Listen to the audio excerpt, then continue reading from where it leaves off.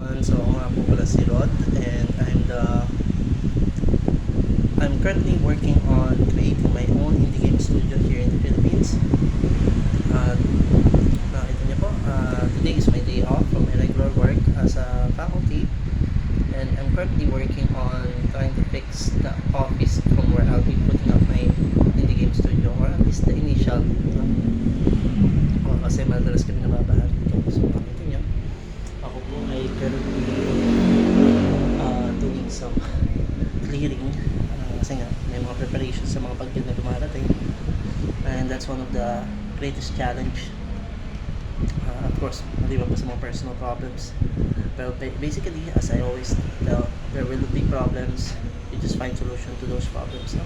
And right now, one of my target goals is to actually put up my own indie game studio, and I'm going to start here in this office.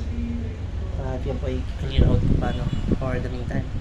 But for now, I just need to, of course, work on some of my regular work, and then I'm going to proceed to building